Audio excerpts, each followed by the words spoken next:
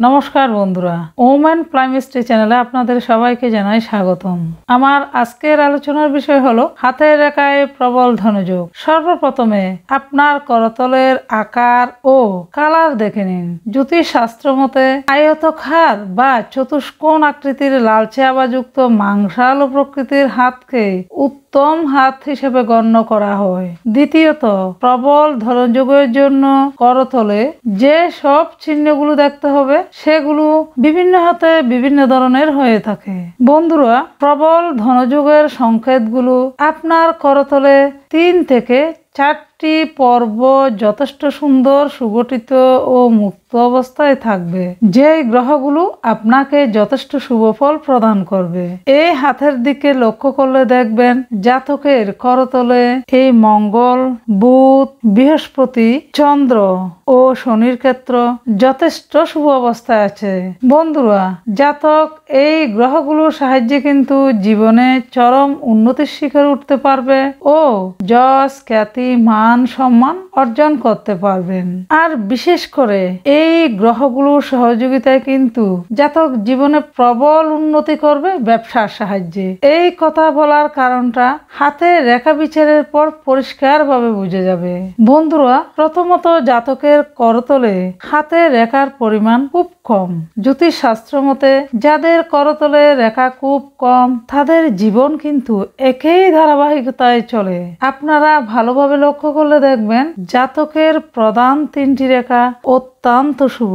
বন্ধুরা, জাতকের চন্দ্র কিন্তু যথেষ্ট শুভ অবস্থায় আছে, যথেষ্ট উঁচু ধরনের লালচে আভাযুক্ত ও মাংস আলো প্রকৃতির। এই চন্দ্রের শুভত্বের কারণে জাতক দীর্ঘদিন যে কোনো কাজে কনসেন্ট্রেশন দিতে পারবে। জাতকের ধীর স্থিরতার পরিমাণ যথেষ্ট থাকবে।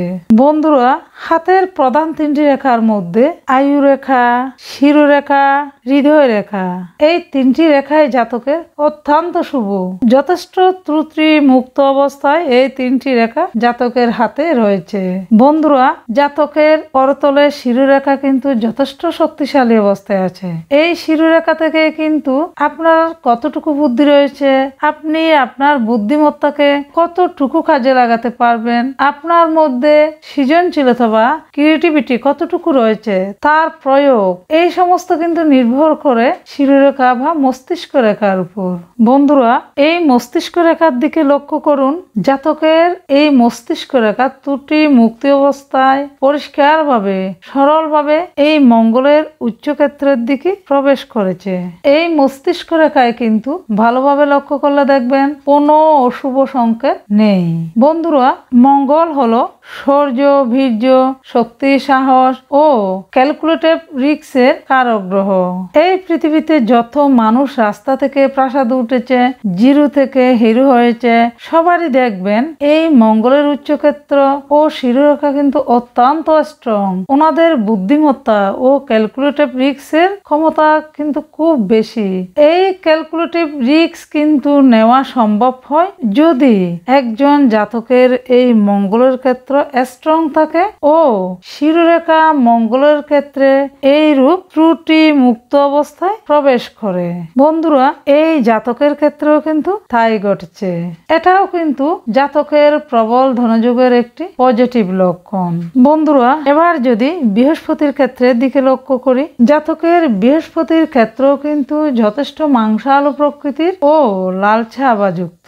একটু ভালোভাবে লক্ষ্য করলে দেখবেন জাতকের এই বৃহস্পতির ক্ষেত্রে কিন্তু এই 16 মানি রিং এর একটি সংকেত কিন্তু জাতকের বৃহস্পতির ক্ষেত্রে দেখা যাচ্ছে। আর আয়ু রেখা থেকে কিছু উন্নতি রেখা জাতকের এই বৃহস্পতির ক্ষেত্রে প্রবেশ করেছে। বন্ধুরা, আপনারা সকলের অবগত আছে বৃহস্পতি ধনের কারক, বৃহস্পতি বিদ্যার কারক, বৃহস্পতি ঐশ্বর্যের কারক, মান সম্মানের কারক। বন্ধুরা, যেহেতু বৃহস্পতির ক্ষেত্রে কোনো অশুভ সংকেত নেই, সেহেতু ওনার বৃহস্পতির ক্ষেত্র অত্যন্ত শুভ। সুতরাং জাতক জীবনে ধন, ঐশ্বর্য, জ্ঞান, বিদ্যার দিকেও সাফল্যের চূড়ায় উঠতে সক্ষম হবে। বন্ধুরা, এটাও তাহলে জাতকের প্রবল ধনযোগের একটি লক্ষণ। বন্ধুরা, এবার আমি শনির ক্ষেত্রের দিকে লক্ষ্য করলে জাতকের শনির ক্ষেত্র কিন্তু যথেষ্ট শুভ। এই জাতকের লগ্ন কুণ্ডলী হিসেবে জাতক কিন্তু বিষলগ্ন ও বিষলগ্ন হিসেবে জাতকের শনি নবম ও দশমপতি যোগকারক। আবার করতলে ভালোভাবে লক্ষ্য করলে দেখবেন শনি রেখা বা ভাগ্যরেখা জাতকের অত্যন্ত শুভ। এবং আর একটু ভালোভাবে লক্ষ্য করলে দেখবেন শনির ক্ষেত্রে ভাগ্যরেখায় একটি শাখা রেখা জাতকের রয়েছে। এই শাখা রেখার উপরের দিকে একটু ভালোভাবে লক্ষ্য করলে দেখবেন এই উপরের দিকে একটি বি সাইন সৃষ্টি হয়েছে। বন্ধুরা, বি মানেই বিজয়, অর্থাৎ শনি কর্মের কারক, জাতকের কর্মক্ষেত্রে বিজয় হবেই হবে। আবার একটু ভালোভাবে লক্ষ্য করলে দেখবেন শনি ও বৃহস্পতির ক্ষেত্রে মাঝখানে ত্রিশূল চিহ্ন সৃষ্টি হয়েছে। বন্ধুরা, আপনারা একটু ভালোভাবে লক্ষ্য করুন, এখানে একটি ত্রিশূল চিহ্নের সৃষ্টি হয়েছে। বন্ধুরা, ত্রিশূল হলো ভগবান শিবের অস্ত্র। ত্রিশূলের তিনটি শুল থাকে, সৃষ্টি, রক্ষা এবং ধ্বংস। এই ত্রিশূল হাতের যে কোনো ক্ষেত্রে শুভ। বন্ধুরা, তাহলে এ থেকেও বুঝে যায় যে শনির ক্ষেত্রে বা ভাগ্যক্ষেত্র অত্যন্ত শুভ জাতকের। একদিক থেকে শনির ক্ষেত্রে শাখা রেখায় বিষান, অন্যদিকে ত্রিশূল, সুতরাং জাতকের করতলে শনির ক্ষেত্রে প্রবল ধনযোগের সৃষ্টি হয়েছে। এই ত্রিশূল চিহ্ন হাতের যে ক্ষেত্রে থাকুক না কেন ওই ক্ষেত্রে শক্তিকে 3 গুণ বাড়িয়ে তোলে। সুতরাং জাতকের শনির ক্ষেত্র বা কর্মক্ষেত্রকে এই ত্রিশূল 3 গুণ শক্তিশালী করে তুলেছে। বন্ধুরা, এটাও একটি প্রবল ধনযোগের লক্ষণ। বন্ধুরা, এরপর যদি আমি বুধের ক্ষেত্র নিয়ে বলি, এখানে বুধের ক্ষেত্র কিন্তু অত্যন্ত শুভ। এরপর আমাকে দেখতে হবে এই বুধ রেখা বা ব্যবসায়িক রেখাকে। এই জাতকের বুধ রেখা বা ব্যবসায়িক রেখাতে একটি সুন্দর মৎস্য চিহ্ন রয়েছে। আরো বিশেষভাবে লক্ষ্য করলে আপনারা দেখবেন এখানে বুধের ক্ষেত্রে কোনো অশুভ চিহ্ন নাই এবং বুধের ক্ষেত্র অনেকটা মাংসালু প্রকৃতির ও উজ্জ্বল। এবং বন্ধুরা, একটু ভালোভাবে লক্ষ্য করলে দেখবেন জাতকের বুধের ক্ষেত্র অনেকটা রবির ক্ষেত্রের দিকে এগিয়ে রয়েছে। পাশাপাশি এই রবির ক্ষেত্র কিন্তু একটি সুন্দর সুস্পষ্ট রবি রেখা রয়েছে। এই রবি রেখা আবার এদিকে বুধের ক্ষেত্রের দিকেও প্রবেশ করেছে।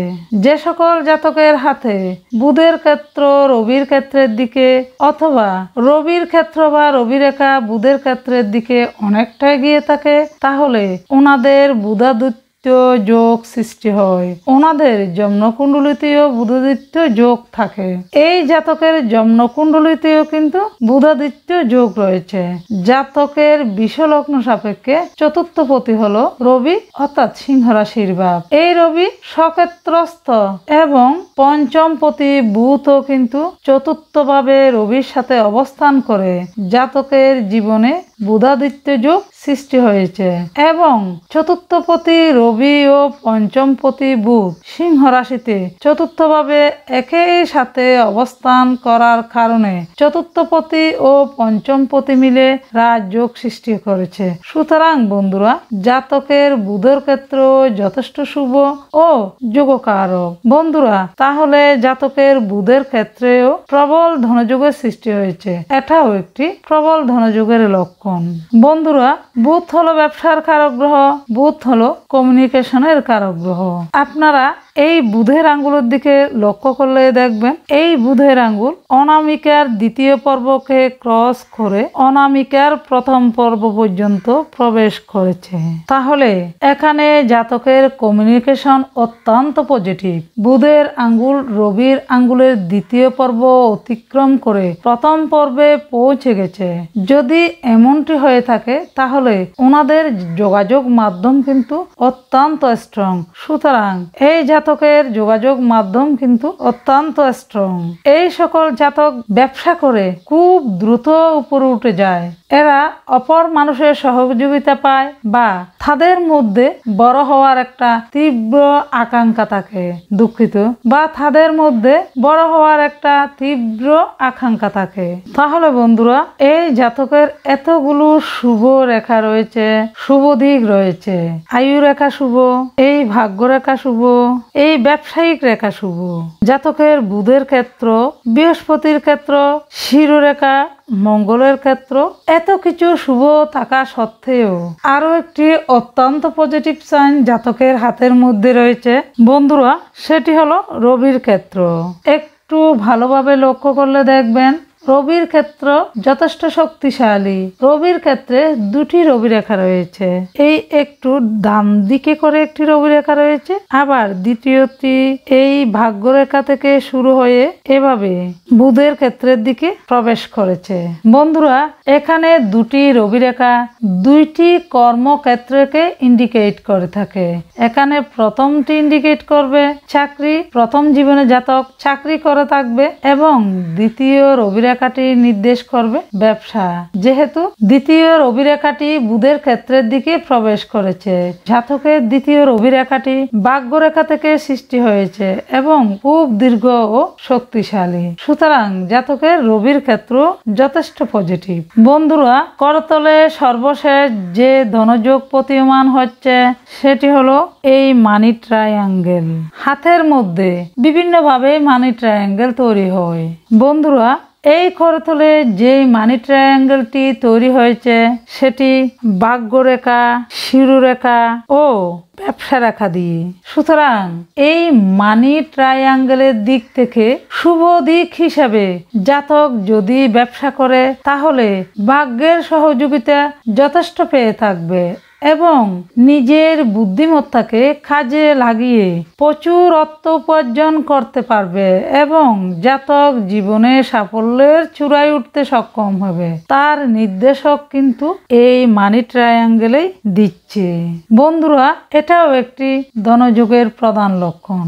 বন্ধুরা, তাহলে করতলের ওভারঅল বিচারে চারটির ও অধিক গ্রহের ক্ষেত্র কিন্তু জাতকের পজিটিভ সাইনেই রয়েছে।